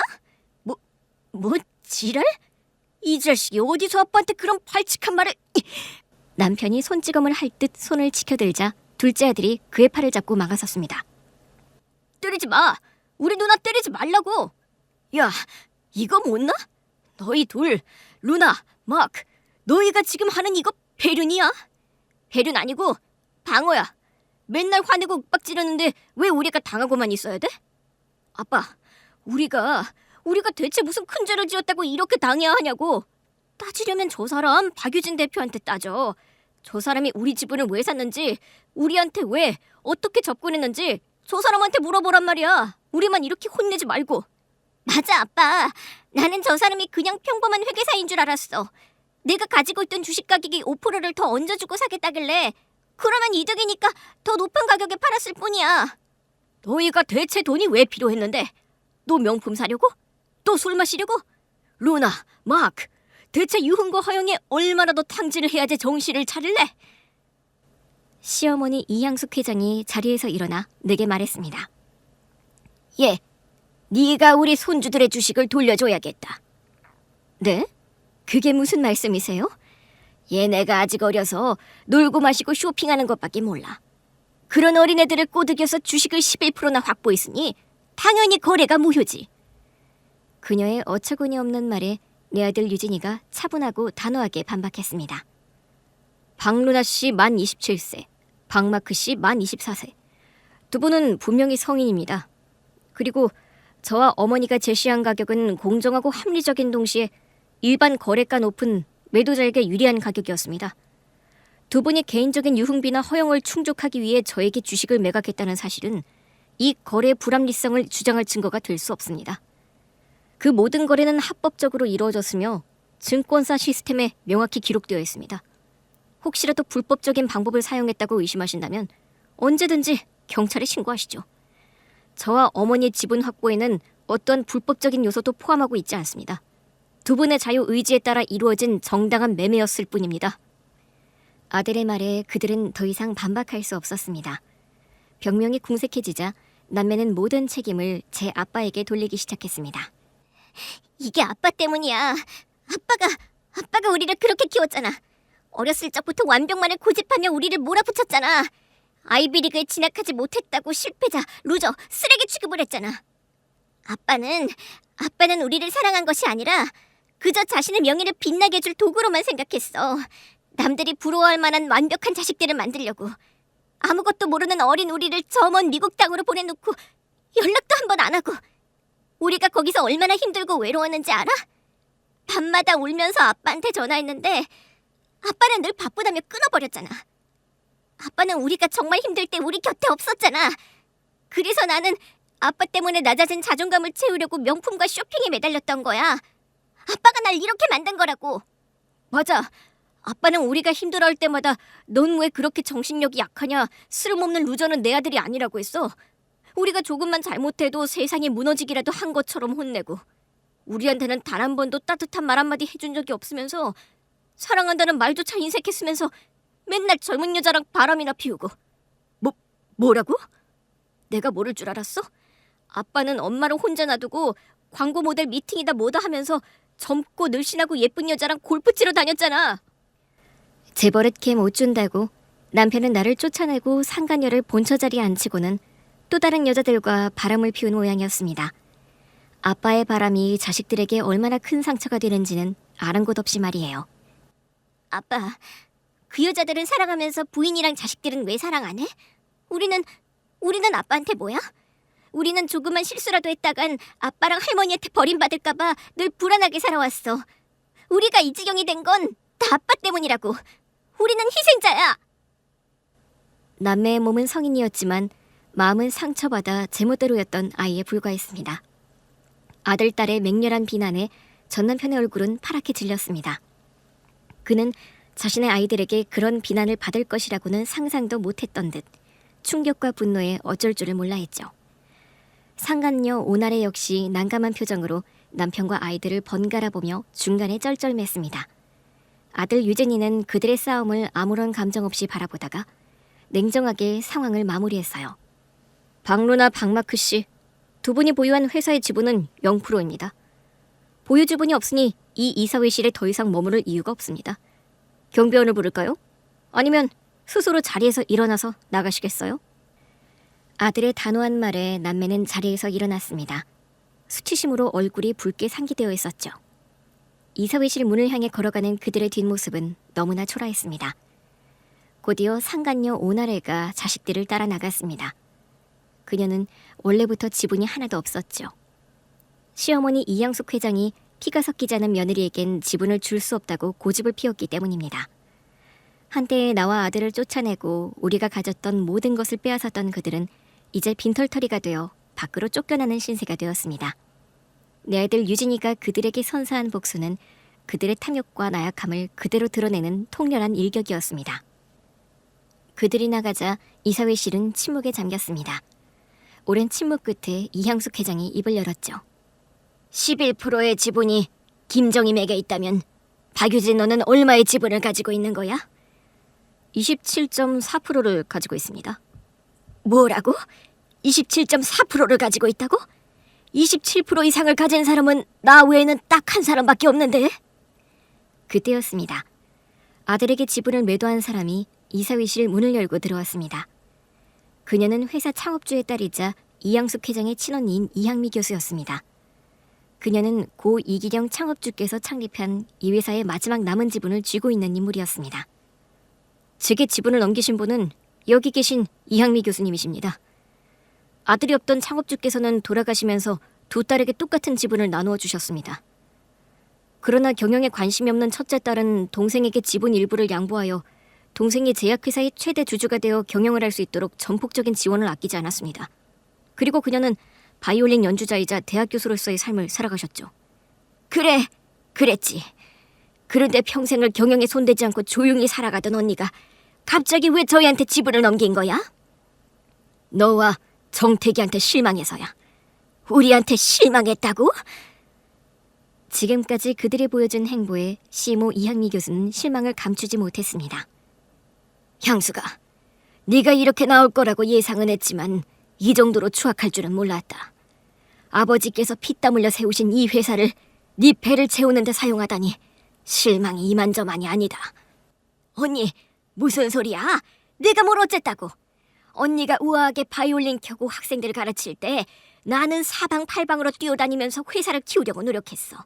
내가 평생 이 회사를 위해 얼마나 했었는지 알면서 어떻게 나한테 실망이란 말을 할 수가 있어? 시끄럽다, 향수가. 네 입에서 그따위 망언이 나올 줄은 알았어. 망언이라고? 네가 지난 세월 동안 회사의 공금을 빼돌리기 위해 유령 회사를 만들고 그 유령 회사에 있지도 않은 연구를 위탁한 것으로 서류를 위조해 왔다는 것을 나는 이미 다 파악했어. 네가 그렇게 빼돌린 돈만 500억이 넘는다는 것도, 그리고 그 돈으로 빌딩을 사서 너의 개인 자산을 부풀렸다는 것도, 네가 그 돈을 빼돌릴 때, 그 돈으로 배를 불릴 때 과연 아버지의 철학을 단 한 번이라도 생각한 적이 있어? 시이모의 냉정한 폭로에 시어머니는 더 이상 반박할 수 없었습니다. 그녀의 얼굴은 공포와 수치심으로 일그러졌습니다. 아들 유진이는 시이모에게 준비해온 자료를 건넸습니다.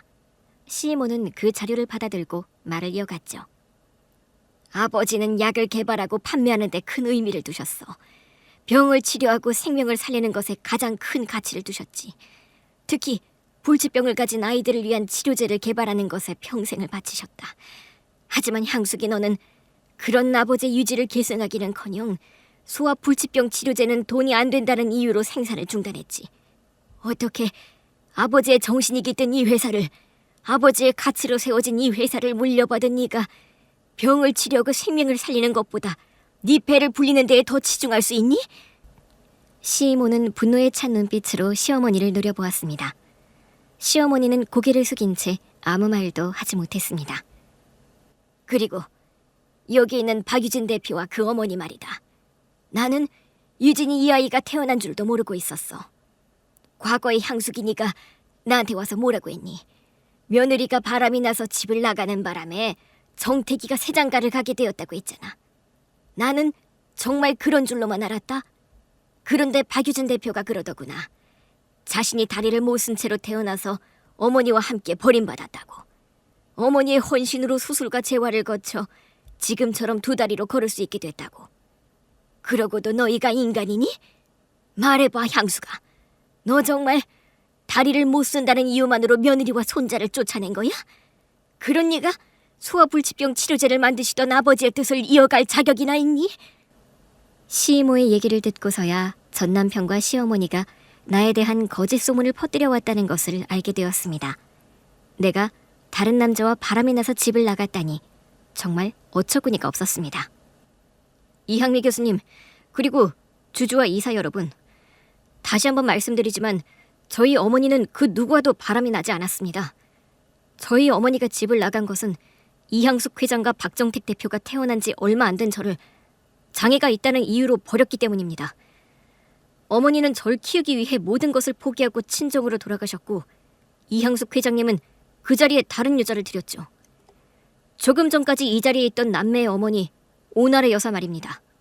그리고선 제가 태어났었다는 사실을 숨기기 위해 어머니가 바람이 나서 집을 나갔다는 거짓 소문을 퍼뜨렸습니다.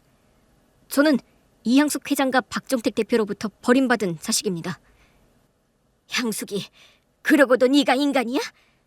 아버지의 유지를 더럽히고 핏줄을 끊어내고 넌 정말 인간 같지도 않구나.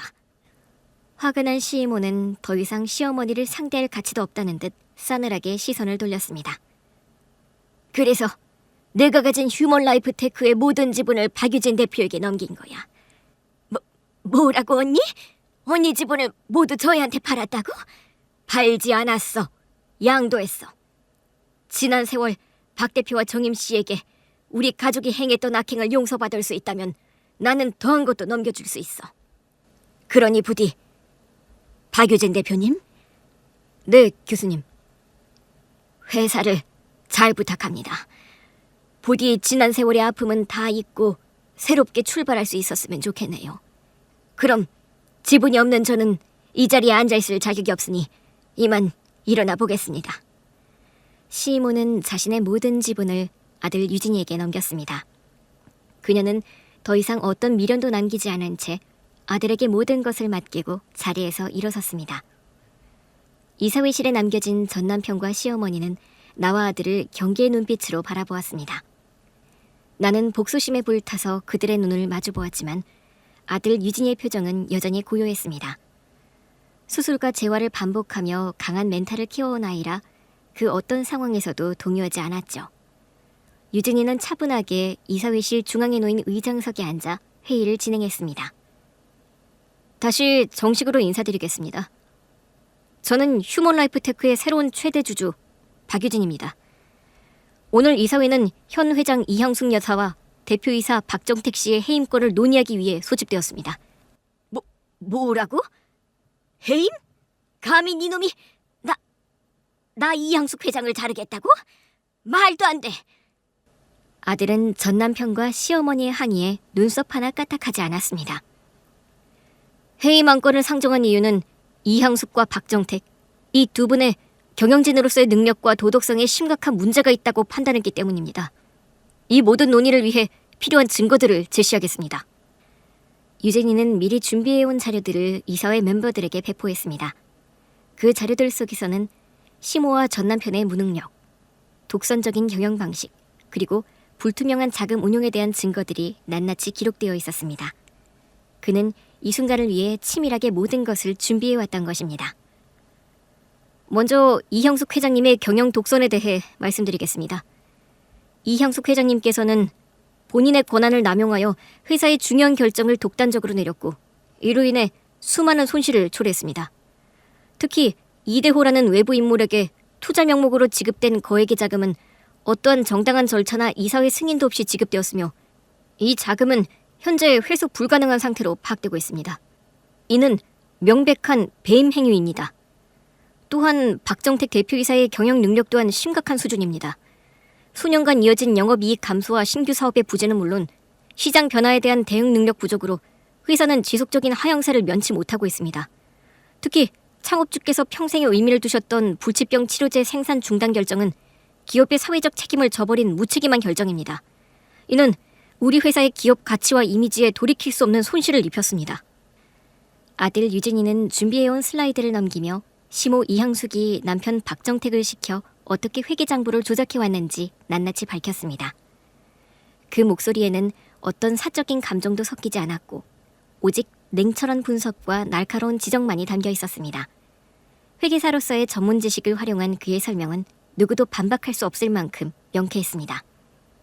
이 모든 증거들은 휴먼 라이프 테크 회계장부에 고스란히 남아있습니다. 보시는 바와 같이 이향숙 회장의 지시하에 박정택 대표는 유령회사를 설립하여 연구개발비를 부풀리고 불필요한 컨설팅 비용을 지급하는 방식으로 회사 공금을 빼돌렸습니다. 이들은 서류상으로만 존재하는 연구소를 설립해 가상의 연구를 위탁하고 그 대가로 용역비를 지급해 회사 자금을 개인적인 목적으로 유용했습니다. 이 과정에서 발생한 회계 조작 내역은 상세한 분석 보고서를 통해 투명하게 밝혀 여러분께 나눠드렸습니다. 보시고 계신 자료에서 확인할 수 있듯 이런 방식으로 이향숙, 박정택 두 사람이 빼돌린 돈은 무려 500억이 넘습니다. 이러한 회계 부정은 단순히 재산상의 손실을 넘어 기업의 투명성과 신뢰도를 심각하게 훼손한 행위입니다. 아들의 냉철한 분석과 증거 제시에 이사회실은 숙연해졌습니다. 이향숙 회장은 자신의 모든 치부가 드러나자 얼굴이 파랗게 질렸고 박정택 대표는 고개를 푹 숙인 채 아무 말도 하지 못했습니다. 이사진들은 경악을 금치 못했고 그들의 눈빛은 곧 분노와 배신감으로 번뜩였죠. 그럼 지금부터 이형숙 회장의 해임권에 대해 투표를 진행하겠습니다. 찬성하시는 분은 손을 들어주십시오. 박정택을 제외한 모든 이사회 멤버들이 손을 들어 찬성했습니다. 그 모습을 본 이형숙의 얼굴은 절망으로 일그러졌습니다. 아들은 한치의 망설임도 없이 다음 안건으로 넘어갔습니다. 다음으로 대표이사 박정택 씨의 해임권에 대해 투표를 진행하겠습니다. 찬성하시는 분은 손을 들어주십시오. 이번에는 이형숙을 제외한 모든 이사회 멤버들이 손을 들어 찬성했습니다. 이로써 아들은 자신을 버린 매정한 아빠와 할머니를 완벽하게 잘라내버렸습니다.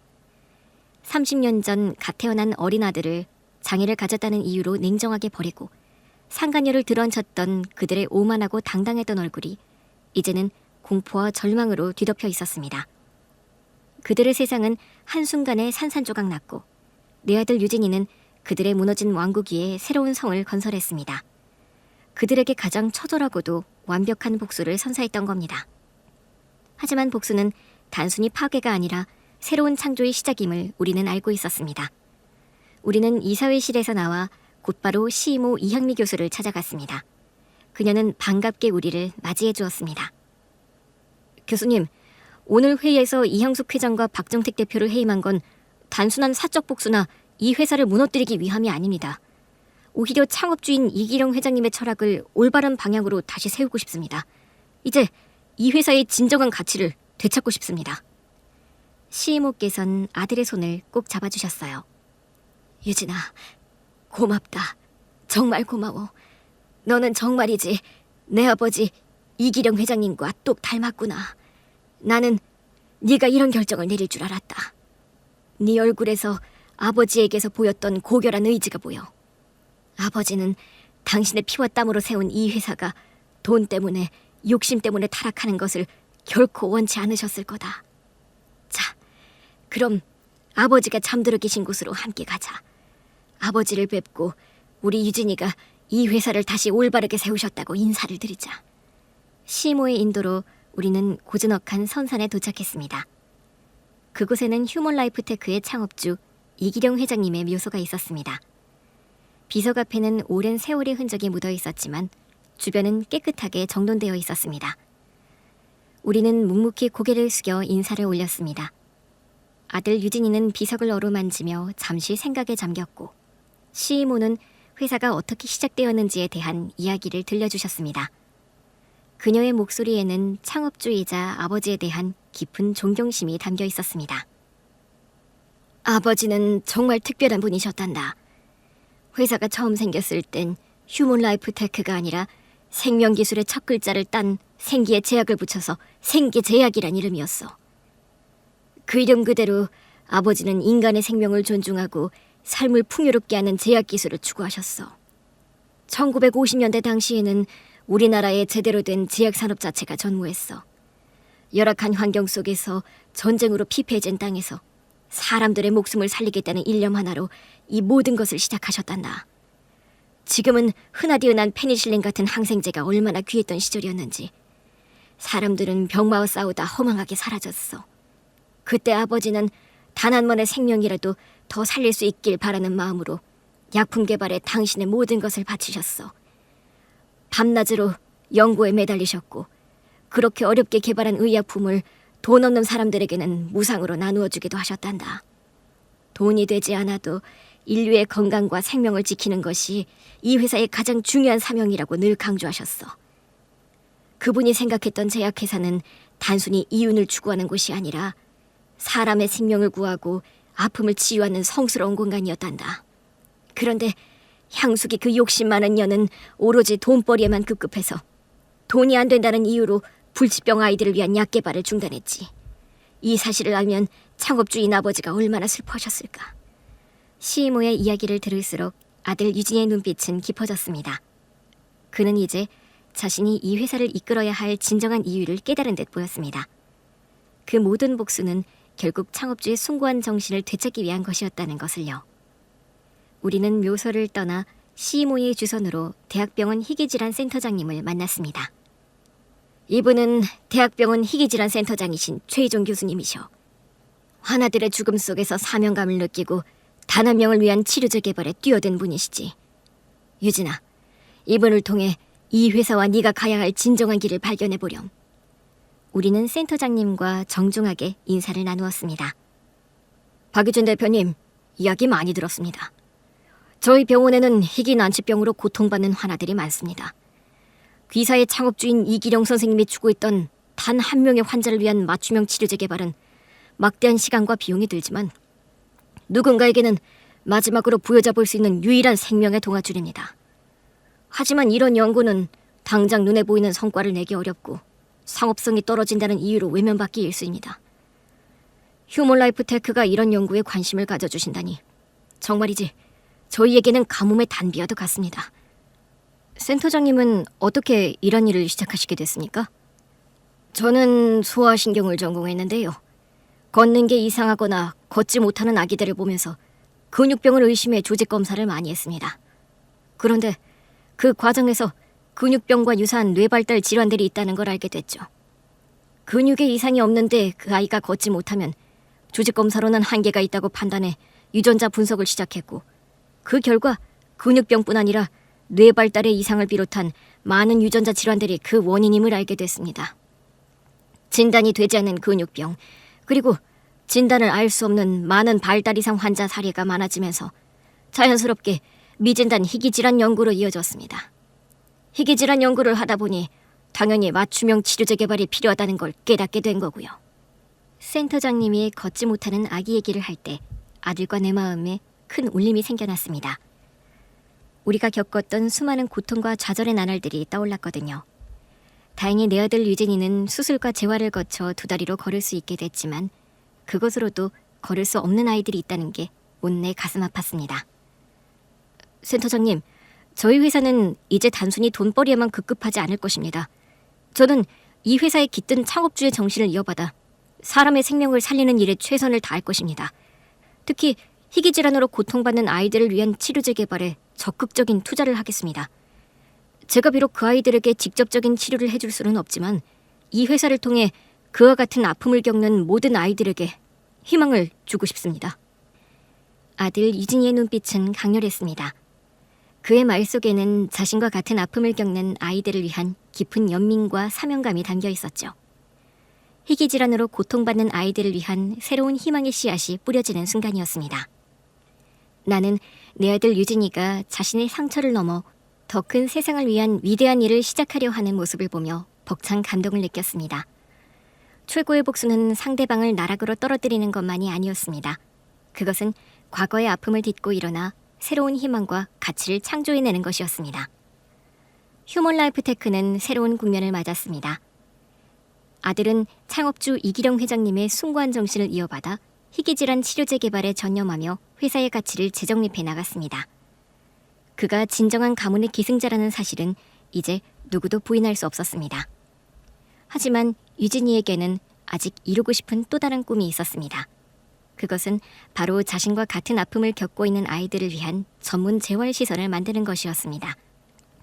그는 이사회의 모든 동의를 얻어 소아 전문 재활시설 건립을 추진했습니다. 그리고 그 시설의 경영을 망설임 없이 내게 맡겼습니다. 엄마, 내가 만들고 싶은 것은 단순한 재활시설이 아니에요. 나처럼 아프다는 이유로, 장애를 안고 태어났다는 이유로 가족에게마저 버림받은 아이들을 위한 따뜻한 울타리가 되어주고 싶어요. 그 아이들에게 희망을 주고 싶어요. 그래서 이 시설의 경영은 엄마가 아니면 그 누구도 할 수 없을 거라고 생각한 거예요. 엄마는 저를 걷게 만들기 위해 수없이 많은 절망 속에서도 포기하지 않았던 가장 강한 모성이자 그 누구보다 재활의 중요성을 잘 아는 보호자시잖아요. 그 모든 경험이 이곳에서 빛을 발할 거라고 믿습니다. 그러니 부디 경영을 맡아주세요, 엄마. 이제 저와 함께 더 많은 아이들에게 기적을 선물해 주세요. 나는 벅차오르는 감동으로 아들의 손을 잡았습니다. 내 지난 삶을 아들이 이렇게까지 존경하고 있을 줄은 몰랐거든요. 아들의 존경과 인정만으로도 과거의 아픔과 고통을 모두 보상받는 기분이었습니다. 유진아, 엄마가 네 엄마라는 것이 이렇게나 자랑스럽고 감격스러운 줄은 미처 몰랐어. 엄마가 너를 걷게 만들겠다는 일념 하나로 버텼던 그 시간들이 결코 헛되지 않았다는 것만으로도 너무 기뻤는데 네가 엄마를 이렇게까지 높게 평가해주니 세상을 다 얻은 것 같은 기분이야. 우리 유진이가 겪었던 그 고통을 누구보다 잘 아는 나니까. 어린 네 마음이 얼마나 외롭고 힘들었는지 아는 엄마니까. 내 아들이 만들어준 이 귀한 기회를 놓칠 수는 없지. 그래, 엄마가 이 시설을 찾는 모든 아이들에게 희망을 줄 수 있도록 내가 가진 모든 것을 바쳐 최선을 다할게. 우리가 극복해왔던 아픔과 고통과 절망의 시간들이 다른 아이들에게 행복의 씨앗을 선사할 수 있다니 더없이 기쁘구나. 아들이 건넨 기회는 나에게 새로운 삶의 의미를 선물했습니다. 나는 약학 전공 지식과 아들을 걷게 만들기 위해 숱한 절망을 이겨내며 지난하게 노력했던 엄마로서의 과거 경험을 모두 쏟아부어 시설 경영에 매진했습니다. 아이들의 재활은 소아 재활의학 전문가들에게 맡겼고 심리 상담가들을 초청해 보호자들이 별도의 교육을 받을 수 있도록 했습니다. 재활은 아이의 의지도 중요하지만 보호자의 지지가 없으면 끈기 있게 버텨낼 수 없다는 것을 너무나 잘 알고 있었기 때문입니다. 보호자들이 포기하면 자연스레 아이들도 포기를 하는 것이고 이는 결국 아이의 삶 자체를 좌절시키는 결과를 낳습니다. 나는 보호자들이 끝까지 희망을 잃지 않고 힘을 내는 것이 무엇보다 중요하다고 생각했습니다. 그래서 보호자들 앞에서 강연을 할 때면 항상 내 아들 유진이의 이야기부터 시작했죠. 저의 아들 유진이는 갓난아기 때부터 다리를 움직이지 못했습니다. 병원에서는 포기하라고 했고 주변 사람들은 장애를 받아들이라고 했습니다. 하지만 저는 포기하지 않았습니다. 매일 밤 아이의 다리를 주무르고 반복되는 수술과 셀 수 없는 재활치료를 받으며 함께 싸웠습니다. 그 과정에서 수많은 좌절과 절망의 순간을 마주했지만 저는 아들의 눈빛에서 희망을 보았습니다. 그의 몸은 비록 작았지만 누구보다 강한 의지를 가지고 있었습니다. 그리고 지금 제 아들은 이곳의 모든 아이들에게 꿈과 희망을 주는 사람이 되었습니다. 제 아들은 저의 모든 것이었습니다. 그리고 저는 저의 모든 것을 걸고 이 자리에 서서 말씀드립니다. 여러분, 부디 포기하지 마세요. 우리 아이들은 기적을 만드는 존재입니다. 여기 계신 보호자들께서 아이의 손을 놓지 않는다면 반드시 길이 열릴 것입니다. 내 강연은 보호자들 사이에서 큰 인기를 얻었습니다. 그들은 내가 아들을 건강하고 훌륭하게 키워낸 데 존경을 표했습니다. 그리고 내 이야기를 들으며 자신들도 그렇게 될 수 있을 거라는 희망을 품었습니다. 강연이 끝나면 수많은 보호자들이 다가와 눈물 어린 감사를 전했습니다. 내 지난 경험이 많은 사람들에게 희망과 용기를 줄 수 있다는 사실이, 내 과거의 아픔이 이제는 누군가를 살리는 힘이 되고 있다는 사실에 가슴 벅찼습니다. 나는 이 모든 인생을 함께 해준 아들에게 너무 감사했죠. 유진아, 엄마는 정말이지 요즘 너무나 행복하단다. 내가 겪었던 그 모든 고통과 눈물이 이제는 누군가에게 희망이 되고 있다는 것을 느낄 때마다 내 삶이 헛되지 않았구나, 잘못 살지는 않았구나, 그런 생각이 들어. 유진아, 내 아들, 너는 정말 엄마 인생 최고의 선물이야. 엄마가 행복해하니 나도 행복해요. 사실 처음에 지분을 인수할 때만 해도 단순히 복수만을 생각했었어요. 최대 주주가 돼서 엄마와 나를 쫓아낸 인간들을 내 손으로 이 회사에서 쫓아내고 싶었어요. 그저 통쾌한 사이다 복수만을 생각한 거죠. 그런데 기존 경영진의 비리를 캐다가 이 회사에 대해 조금씩 알아갈수록 창업주의 철학에 매료가 되더라고요. 창업주인 이기령 회장님은 나처럼 난치병을 안고 태어난 아이들을 위한 치료약을 개발하는 데 평생을 바치셨는데 그 딸과 딸의 아들은 자신의 후손이 장애를 안고 태어났다는 것만으로 매정하게 거리로 내쫓았다니 너무 아이러니하더라고요. 그래서 복수의 방향을 바꾸게 된 거예요. 단순히 이향숙과 박정택을 회사에서 내쫓는 게 목적이 아닌 창업주의 가치를 되살리는 것. 그리고 엄마가 잃었던 행복과 존엄을 되찾는 것. 그것이야말로 최고의 복수가 아닐까 하는 생각을 하게 됐어요. 그리고 나 때문에 고생한 우리 엄마에게 그 누구의 아내도 며느리도 아닌 엄마 자신으로서 김정임이란 이름 석자가 빛나는 삶을 선물해드리고 싶었어요. 그렇게 나는 아들과 함께 잃었던 행복과 존엄을 되찾아 새로운 삶을 시작했습니다. 이향숙과 박정택은 자신들의 추악한 행위로 인해 모든 것을 잃고 사회적으로 매장되었죠.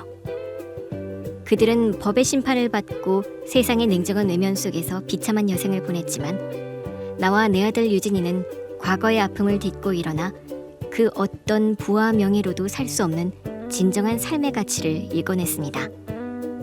이제 나는 깨달았습니다. 가장 처절한 복수는 상대방을 파멸시키는 것뿐만 아니라 그 파멸의 잔해 위에서 내 삶을 더욱 찬란하게 꽃피우는 것이라는 걸요.